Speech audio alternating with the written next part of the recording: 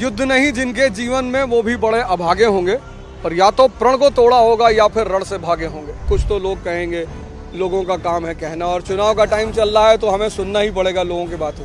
मैं पटपटगंज को एक एजुकेशनल हब बनाने जा रहा हूँ कि यहाँ के किसी भी परिवार को कोचिंग की फीस ना देनी पड़े। देखिए, मैं पढ़ाना नहीं छोड़ूंगा क्योंकि मुझे पहचान उसी से मिली है। भले मैं दिन में 1 ही घंटा पढ़ाऊँ, पर मैं पढ़ाऊंगा।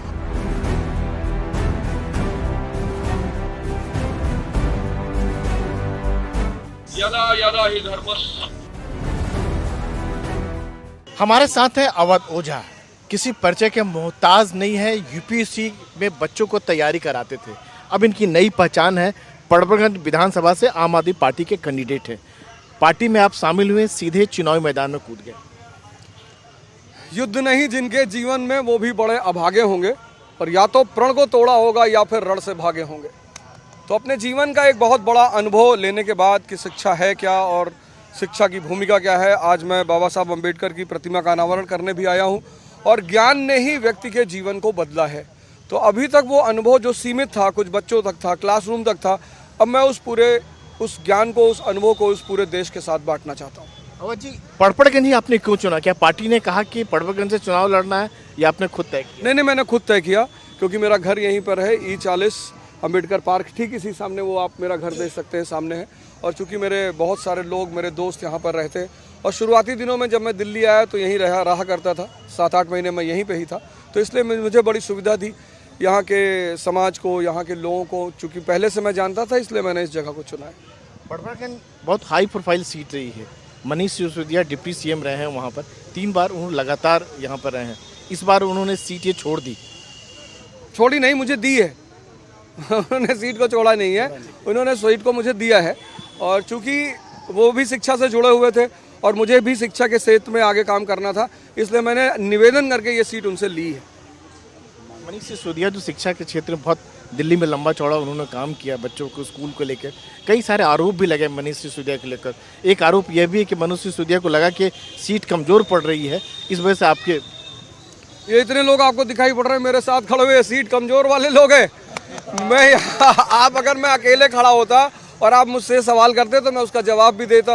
ये हेमलता बहन है, ये रघुवीर भाई है, ये सारे लोग यहाँ खड़े हुए हैं, असलम जी हैं, शुक्ला जी खड़े हुए हैं, ये हमारे सुशील तोमर जी हैं, ये सारे भैया लोग खड़े हुए हैं, ये अनुज भाई हमारे साथ पहले दिन से डट के, ये हमारे जगतारा जी हैं। हाँ, तो ये सारे लोग, महाराज जी उधर खड़े हुए हैं।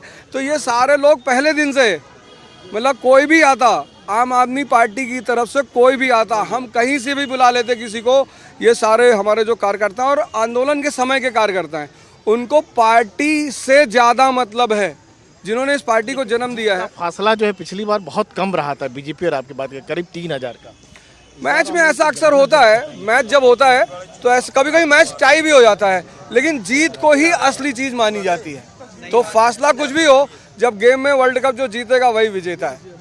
तो आम आदमी पार्टी की लड़ाई इस बार कैसी लग रही है? पूरी दिल्ली की बात करें, देखिए, जिस तरह से विरोधी दल सिर्फ गाली देने का काम कर रहे हैं और बदतमीजी कर रहे हैं, मतलब मैंने तो कभी नहीं सुना कि कोई राजनेता किसी बहुत बड़ी नेता को, किसी बहन को, बेटी को रोड की तुलना उसके गाल से करे। तो मुझे तो ऐसा लगता है कि दिल्ली की हमारी बहनें, वो पूरी सीट उनसे पहले ही छीन चुकी हैं, क्योंकि लड़ाई होती है बराबर वालों के बीच में। हम तो जाते हैं तो हम अपना काम गिनाते हैं कि साहब हमने आपको तीर्थ यात्रा दिया, बहनों को बस यात्रा फ्री दी, शिक्षा दिया, मोहल्ला क्लिनिक दिया, महिला सम्मान योजना दे रहे हैं। वो जाते हैं तो कहते हैं आपदा है। मतलब प्रधानमंत्री को 49 मिनट में 43 मिनट सिर्फ केजरीवाल जी का नाम लेना है। लेकिन बीजेपी के साथ साथ जो कांग्रेस जो है इंडिया ब्लॉक में आपके साथ है, वह भी आम आदमी पार्टी पर करप्शन का आरोप लगा रहे हैं, शराब घोटाले का आरोप, कई चीज़ें किस तरह का? मैंने तो खैर अभी तक सुना नहीं है, मैं कोशिश करूंगा। आजकल मैं 14-15 घंटे विधानसभा में रहता हूं, तो ना तो मुझे न्यूज़पेपर पढ़ने का टाइम मिलता है, ना मुझे न्यूज़ देखने का टाइम मिलता है, पर मैं पढ़ने के बाद इस पर गंभीर चर्चा करूंगा आपसे। कुछ लोग ये भी कह रहे हैं कि पड़पगंज विधानसभा में जो काम हुआ है वो सतही तौर पर काम हुआ है, खासतौर से अपोजिशन आरोप लगाते हैं जमीनी स्तर पर। ये सामने मंडावली स्कूल है, चमक रहा है, यूएस के प्रेसिडेंट की वाइफ आती है, वो यहाँ जाती है, वो सतही तौर पे काम आपको दिखाई पड़ रहा है। मतलब इतना प्यारा स्कूल बना हुआ। नहीं, मतलब अपोजिशन के लोग, कई लोग कहते हैं अपोजिशन तो बहुत सारे लोग, एक बड़ा प्यारा सा गाना है, कुछ तो लोग कहेंगे, लोगों का काम है कहना, और चुनाव का टाइम चल रहा है तो हमें सुनना ही पड़ेगा लोगों की बातों। यहाँ क्या काम करेंगे पड़पगंज विधानसभा में, क्या आपके लिए? देखिए, मैंने 2-3 पर्सनल अपनी तरफ से काम निकाले हैं। जैसे मैंने देखा यहाँ पार्किंग की बहुत बड़ी समस्या है, मतलब एक बहुत बड़ी समस्या है, पार्किंग है, जाम है, इन सब चीज़ों की एक समस्या है। तो सरकार जितनी योजनाएं ला रही है, सरकार पहले से ही, जनता इतनी खुश है कि भैया हमको वादा किया था वो चीज़ें हमें मिली हैं।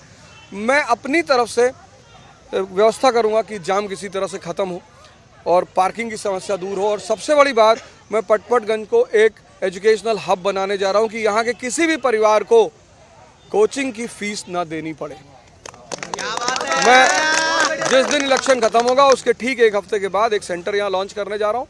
बच्चों को काउंसलिंग दी जाएगी, गाइडेंस दिया जाएगा और कोचिंग दी जाएगी, पटपटगंज के बच्चों को फ्री दी जाएगी। ये बहुत बड़ी बात कर रहे हैं, छात्रों को लेकर बात करें तो हर जगह समस्या थी। बिहार में भी एक अलग तरह की समस्या है, वहाँ बीपीएससी के छात्रों ने देखा होगा। आप ये कह रहे हैं कि जो पटपटगंज के जितने छात्र होंगे, जो रहने वाले, उनको फ्री कोचिंग देंगे आप, काउंसलिंग भी देंगे। काउंसलिंग सबसे बड़ी चीज़, क्योंकि हमारे यहाँ जो प्राइमरी स्टेज होती है तैयारी की, लड़का काउंसलिंग नहीं करता, वो घर से उठता है, सीधे जाता, फीस जमा करता है और पढ़ना शुरू कर देता है। जबकि कोचिंग की पहली प्रायोरिटी है काउंसलिंग, कि यार कितने स्टेजेस में तैयारी होती है, पहले स्टेज में क्या करना होता है, तैयारी का मतलब क्या होता है। तो एक जो काउंसलिंग का एटमॉस्फेयर है यहाँ पे, और वो मैं पर्सनल अपने लेवल पे करूँगा। मैं हर घर में जितने बच्चे उनको एनरोल करूँगा, कौन कहाँ तैयारी कर रहा है। और मैं आपको बता दूँ कि मैं इस इलेक्शन तैयारी के दौरान 53 लोगों को, लड़कों को अपने साथ जोड़ चुका हूँ, जो मुझसे यदा कदा मैं बुला लेता हूँ कि आओ मैं बताता हूँ कैसे पढ़ना है, क्या करना है। कोचिंग पर भी कई सारे सवाल उठे थे इस बार दिल्ली में ही बात करें तो, व्यवस्था को लेकर, जिस तरह से बच्चों को रखा जा रहा था, सब देखिए ऐसा है, बाजारीकरण को लेकर। देखिए बाजारीकरण के बाद जब उठती है, जब भी आप क्वालिटी की चीज़ लेंगे ना, क्वालिटी, पहले क्या होता था कि समाज संस्थाओं को फंड करता था। आश्रम क्या होता था, वहाँ कोई पैसा नहीं लगता था। मान लिया हमने यहाँ एक आश्रम खोला है, तो ये जितना पूरा समाज है ये उस आश्रम को फंड करेगा। भाई शिक्षक आपको पढ़ाएगा, वहाँ बड़े सारे एम्प्लॉयमेंट होंगे, उनका रहना, खाना पीना, खर्चा, तो वो पहले समाज देखता था। समाज ने उस जिम्मेदारी को छोड़ दिया। तो जब समाज ने उस जिम्मेदारी को छोड़ा, तो अब स्वतः उसको संचालित करने के लिए धन की तो आवश्यकता पड़ेगी, और जब वो पड़ेगी तो मैनेजमेंट उसको करे। एक अंतिम सवाल की, पटपटगंज के बच्चों को आप फ्री ऑफ कॉस्ट, जैसा आप कह रहे हैं, पढ़ाएंगे, लेकिन पूरे दिल्ली के लिए आप क्या कहना चाहेंगे, क्योंकि शिक्षा आपकी पहचान रही है जिस तरह से? आपने शुरुआत में ही कहा, देखिए मैं पढ़ाना नहीं छोड़ूंगा, क्योंकि मुझे पहचान उसी से मिली है। भले मैं दिन में 1 ही घंटा पढ़ाऊँ, पर मैं पढ़ाऊँगा। और जो मॉडल मैं पटपटगंज का बनाऊंगा, दिल्ली सरकार ने चाहा तो मैं उस पूरे मॉडल को पूरे दिल्ली में लागू करूंगा। और इसमें लड़ाई कैसी है, अगर बात करें तो, चुनाव की बात करें तो? खेल और राजनीति में लड़ाई हमेशा मजेदार होती है। जो अच्छा खेलेगा वो जीतेगा। जीत के प्रति कितनी आश्वस्त हैं? पूरा आश्वस्त हूँ। इतने सारे लोग हैं, इतने लोग मेरे साथ हैं, जिस घर में जाता हूँ सब इतना प्रेम दे रहे हैं, तो मैं जीत के प्रति पूरा आश्वस्त हूँ। तो ये थे आम आदमी पार्टी के पटपटगंज के कैंडिडेट अवध ओझा, कि अपने जीत के प्रति पूरी तरह से आश्वस्त हैं। पटपटगंज से कैमरामैन मनोज ठाकुर के साथ राजीव रंजन, NDTV इंडिया।